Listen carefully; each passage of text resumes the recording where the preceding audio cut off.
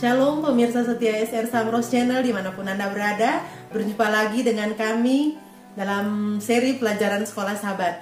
Puji Tuhan, kita sudah tiba di pelajaran yang ke-9 ya pendeta ya. Yang 9. Dan sebelum pendeta menjelaskan pelajaran kita pada saat ini, saya akan membacakan ayat inti dari pelajaran kita. Ayat intinya terdapat di dalam Mazmur 19 ayatnya yang kedua. Langit menceritakan kemuliaan Allah dan cakrawala memberitakan pekerjaan tangannya. Mari kita tunduk kepala dan kita berdoa. Bapa di surga, Allah yang maha mulia, kami datang kepadamu ya Bapa dengan penuh kekurangan dan kelemahan kami. Di dalam mempelajari akan firman-Mu, kami mengharapkan pertolongan Tuhan, sehingga melalui akal budi yang Tuhan berikan, kami boleh dapat mengerti pelajaran ini sesuai dengan kehendak-Mu saja. Inilah seru doa kami Bapa, di dalam nama Tuhan Yesus kami berdoa.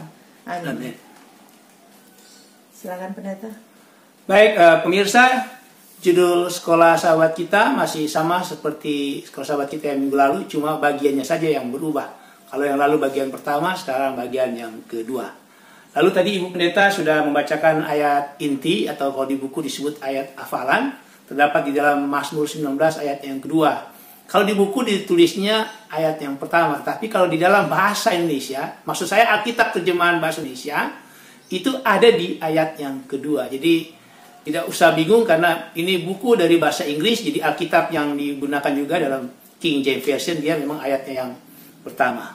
Baik, saudara-saudaraku yang diberkati Tuhan, di pelajaran pendahuluan sekolah sahabat kita dicatatkan bahwa pada awalnya para ilmuwan besar itu seperti Johannes Kepler, Isaac Newton, John Ray, dan juga Robert Boyle, mereka ini diilhami oleh Alkitab ketika mereka menyelidiki dunia ya, ciptaan Tuhan ini.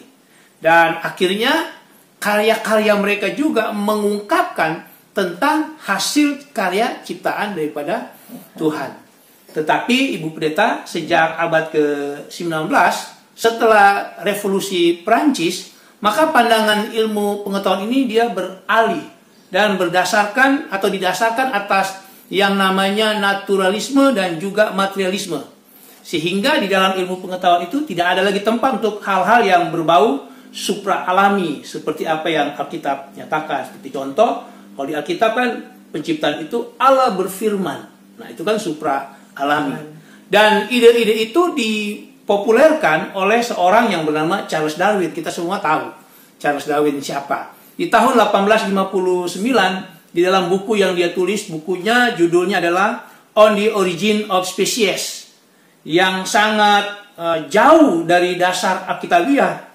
Dan akhirnya buku itu menghasilkan penafsiran radikal daripada kisah kejadian. Nah, itulah yang terjadi di abad 19.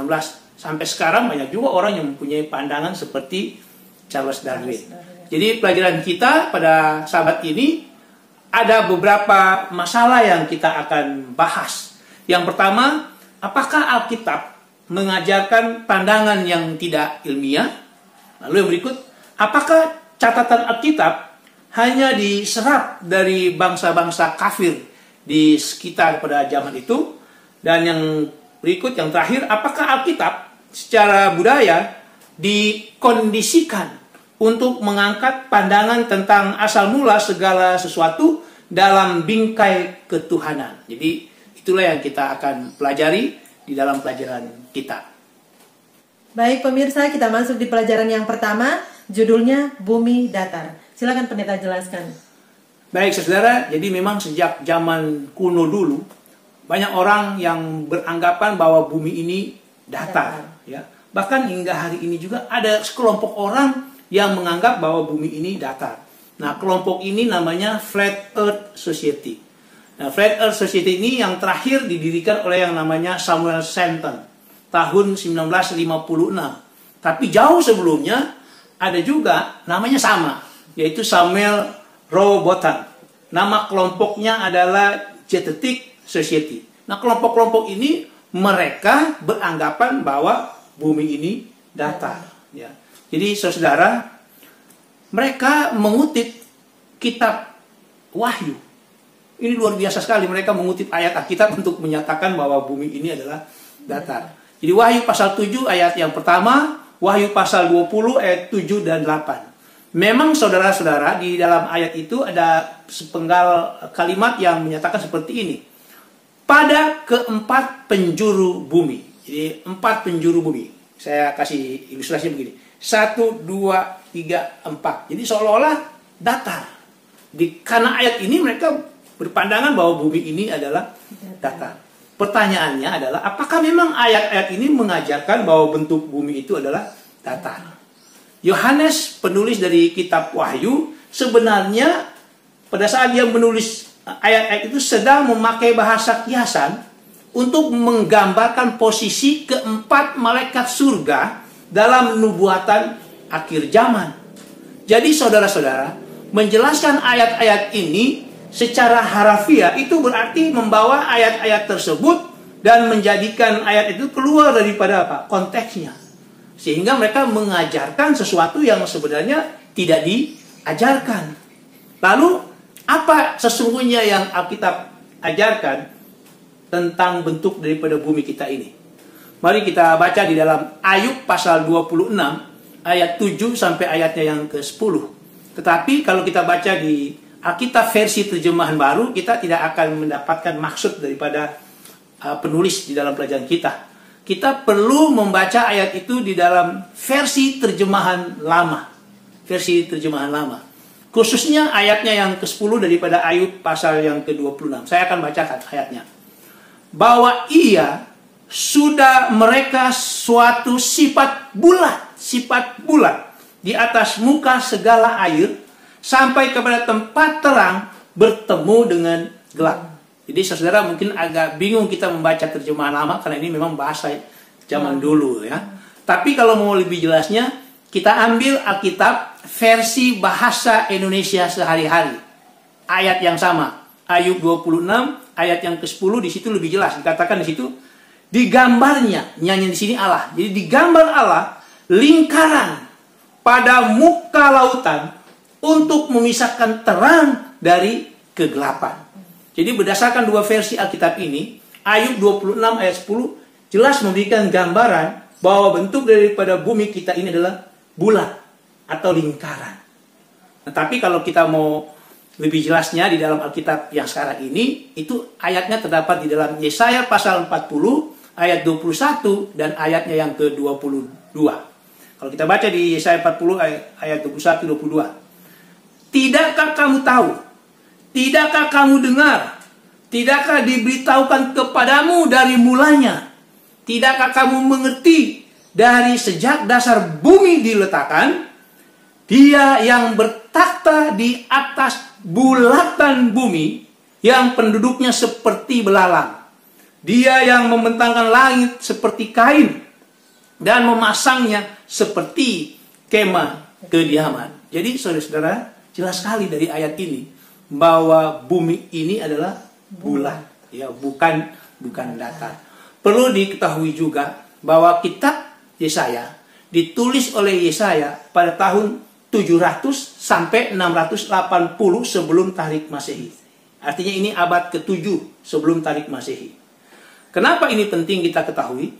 Karena orang Mesir kuno sejak abad 3 sebelum Tarik Masehi, mereka sudah beranggapan bahwa bumi ini datar. Itulah sebabnya Samuel Robotam tadi, Samuel Shenton itu mempunyai pemikiran seperti orang Mesir kuno. Bumi ini adalah datar. Jadi saudara-saudara, berdasarkan ayat-ayat ini, Ayub 26 ayat 7 sampai 10, Yesaya 40 ayat 21 sampai 22, Alkitab mengajarkan kepada kita bahwa bumi kita ini adalah apa? Bulat, ya, bukan datar. Jadi pelajaran pentingnya, apa yang Alkitab ajarkan kepada kita tentang bentuk bumi? Alkitab dengan jelas mengajarkan kepada kita bahwa bumi kita ini adalah bulat, bukan seperti sekelompok orang yang mengatakan bahwa bumi ini datar. Pemirsa, kita masuk dalam pelajaran yang kedua dengan judul Penciptaan dalam Kitab-Kitab Kuno.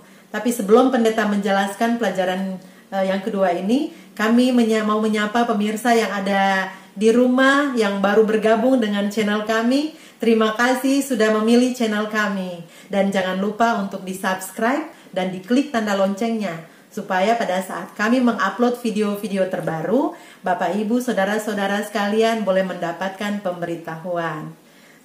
Silakan pendeta, jelaskan pelajaran yang kedua ini. Baik pemirsa, tadi sudah dikatakan judulnya adalah penciptaan dalam kitab-kitab kuno. Ini maksudnya apa? Jadi rupa-rupanya pemirsa, para arkeolog ini sudah menemukan, ya mereka telah menemukan teks-teks dari Mesir kuno dan juga Timur Tengah yang berisi sejarah kuno tentang penciptaan dan juga air bah. Jadi ini menyebabkan banyak orang bertanya-tanya, apakah kisah di dalam kitab Kejadian itu diambil dari teks-teks kuno ini? Saudara-saudara, meskipun ada kemiripan di antara cerita-cerita di dalam dua buku ini, namun pastinya tetap ada yang namanya perbedaan.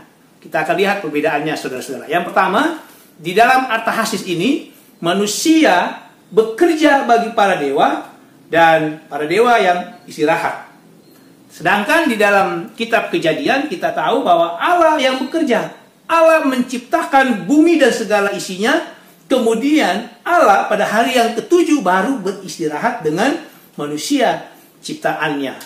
Dan di dalam kitab Kejadian, manusia ditempatkan Allah di sebuah taman dan manusia mendapatkan tugas untuk merawat ciptaan Tuhan. Sebuah konsep yang tidak terdapat di dalam Artahasis. Ini yang pertama. Lalu yang kedua, di dalam Artahasis diceritakan ada seorang dewa kecil yang terbunuh, lalu darahnya bercampur dengan tanah untuk dijadikan apa? 7 laki-laki dan perempuan. Sedangkan di dalam kitab Kejadian kita tahu bahwa Adam dibentuk dengan penuh kasih sayang, bukan karena pembunuhan, ya, oleh kasih sayang Allah, dan kemudian barulah Hawa atau perempuan dijadikan Allah untuk menjadi penolong bagi Adam.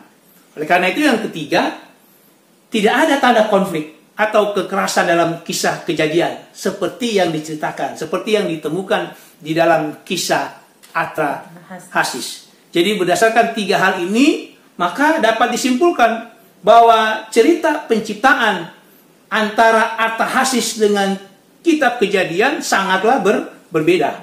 Itu berarti bahwa kitab Kejadian tidaklah bersumber dari teks-teks kuno yang ditemukan itu.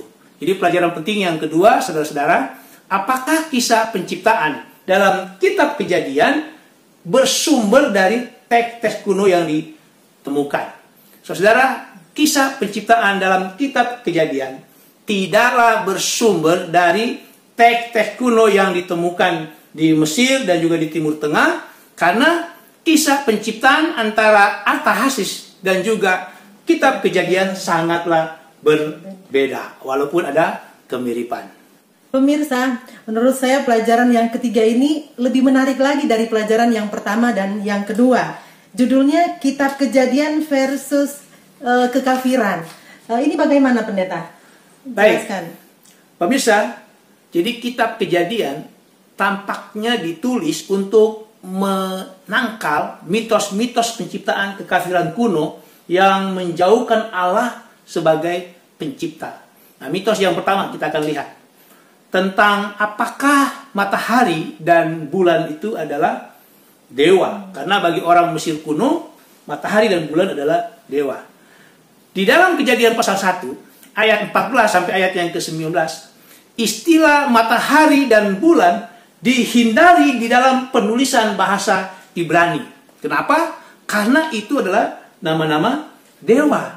Jadi istilah yang digunakan di dalam ayat-ayat itu adalah yang satu terang yang lebih besar dan yang satu terang yang lebih kecil. Di mana ini menunjukkan bahwa kedua benda itu diciptakan untuk menerangi bumi dan berfungsi sebagai tanda bagi musim dan juga hari ataupun tahun. Jadi matahari dan bulan bukanlah dewa, tetapi matahari dan bulan itu merupakan benda-benda ciptaan Tuhan. Nah, itu mitos yang pertama. Lalu mitos yang kedua, tentang gambaran penciptaan manusia sebagai pemikiran yang muncul belakangan, dengan maksud meringankan pekerjaan para dewa dari kerja keras. Pandangan ini bertentangan atau sangat berbeda dengan pendapat Alkitab. Karena tidak ada dalam penciptaan manusia itu merupakan pemikiran yang muncul belakangan. Tetapi manusia itu diciptakan sebagai puncak daripada kisah penciptaan. Jadi manusia diciptakan itu bukan muncul pemikiran belakangan, tapi justru manusia itu diciptakan sebagai puncak daripada kisah penciptaan. Dengan demikian, kitab Kejadian mengoreksi, memperbaiki mitos-mitos dunia kuno tersebut. Dan Musa sebagai penulis kitab Kejadian menggunakan istilah dan gagasan yang sama sekali berbeda, tidak sama dengan konsep-konsep kekafiran yang diutarakan. Dan Musa melakukan tersebut hanya dengan mengekspresikan pemahaman Alkitabiah yang sebenarnya tentang peran dan tujuan Allah di dalam penciptaan. Saudara-saudara, sejak ribuan tahun yang lalu, kisah penciptaan Alkitabiah selalu bertentangan dengan yang namanya mitos-mitos daripada dunia kuno. Dengan demikian, mengapa kita harus terkejut dengan pertentangan kisah penciptaan antara kitab Kejadian dengan apa? Mitos-mitos dunia kuno kekafiran. Jadi, pelajaran pentingnya Ibu Pendeta, pemirsa, bagaimanakah sikap kita dalam menanggapi pertentangan kisah penciptaan antara kitab Kejadian dengan mitos-mitos dunia kuno? Maka sikap kita ini, kita tidak perlu terkejut akan pertentangan kisah penciptaan antara kitab Kejadian dengan mitos-mitos dunia kuno, karena memang sudah terjadi dari ribuan tahun yang lalu. Terima kasih pendeta penjelasan untuk pelajaran yang ketiga. Kita sudah masuk di pelajaran yang keempat. Judulnya Penciptaan dan Waktu. Silakan pendeta jelaskan. Baik, Ibu Pendeta tadi bilang judulnya Penciptaan dan Waktu. Padahal di buku saudara yang saudara pegang itu judulnya Waktu dan Penciptaan. Kenapa saya buat judulnya Penciptaan dan Waktu? Karena di dalam buku bahasa Inggrisnya judulnya Creation and Time. Jadi saya lurus-lurus saja. Saya bikin judul Penciptaan dan Waktu. Saudara-saudara, kalau kita membaca Kejadian pasal 5 dan juga Kejadian pasal yang ke-11, maka kita akan menemukan sejarah umat manusia dari Adam sampai Nuh, lalu dari Nuh sampai Abraham. Dan untuk membuat silsilah unik ini yang ada di dalam Kejadian 5 dan juga Kejadian pasal 11, maka para pakar Alkitab menyebutnya dengan istilah kronogenealogi, suatu mekanisme yang mengaitkan antara informasi yang cepat dengan suatu rentang waktu. Saudara-saudara, di dalam Kejadian pasal 5 dan juga Kejadian pasal 11 ini berisi keturunan yang berkesinambungan, yang dimana tidak ada generasi yang ditambah atau generasi yang hilang. Jadi apa adanya. Dan selama hampir 2000 tahun, para ekspositor Yahudi dan juga ekspositor Kristen, mereka telah menjelaskan ayat-ayat tersebut. Ayat-ayat yang ada di dalam Kejadian 5, Kejadian pasal 11, untuk menggambarkan sejarah dalam menentukan tanggal air bah dan juga umur bumi. Setidaknya sejak dari 7 hari penciptaan, sebagaimana yang digambarkan dalam Kejadian pasal 1 dan juga Kejadian pasal 2. Dan dalam beberapa dekade terakhir ini, memang ada upaya untuk menafsirkan ulang Kejadian pasal 5 dan juga Kejadian pasal 11 untuk mengakomodasi penafsiran bahwa usia bumi ini sudah jutaan tahun. Usia yang lebih lama lagi, seperti yang orang Kristen katakan, para ahli Alkitab katakan. Sebagaimana yang dianjurkan karena adanya apa? Beberapa data historis dan juga arkeologis yang akhirnya menimbulkan pertanyaan serius tentang keandalan daripada catatan Alkitab ini. Ya, keotentikan daripada catatan Alkitab. Jadi saudara-saudara, untuk memahami penciptaan, untuk memahami waktu, khususnya yang ada hubungannya dengan Kejadian pasal 5 dan juga Kejadian pasal 11, kita harus memahami konsep Allah ini dan mengakuinya secara historis dan juga teologis, di mana kita akan menghubungkan Adam dan manusia lainnya, menghubungkan Allah dengan manusia. Selain itu, kita juga saudara-saudara harus mempertimbangkan dan memperhatikan apa yang menjadi nasihat Tuhan melalui hambanya Rasul Paulus di dalam 1 Timotius 1 ayat 4 dan juga Titus pasal 3 ayatnya yang ke-9. Jadi poinnya adalah seperti ini.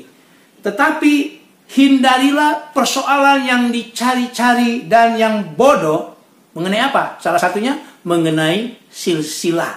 Karena semua itu tidak berguna dan sia-sia belaka. Jadi saudara-saudara, pada saat kita membaca Kejadian 5, Kejadian pasal 11, lalu mengenai waktu dari penciptaan, kita tidak perlu ribut-ribut mengenai hal itu. Karena Tuhan sudah kasih nasihat melalui hambanya Rasul Paulus.